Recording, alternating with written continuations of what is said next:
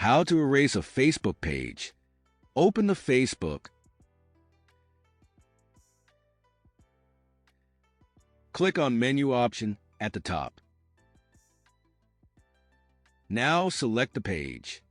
Switch to the page. Again, click on Menu. Now click on Setting option at the top. Here, scroll down. Select Access and Control. Click on Deletion option. Here, select Delete Page. Click on Continue. Select any reason. Click on Continue.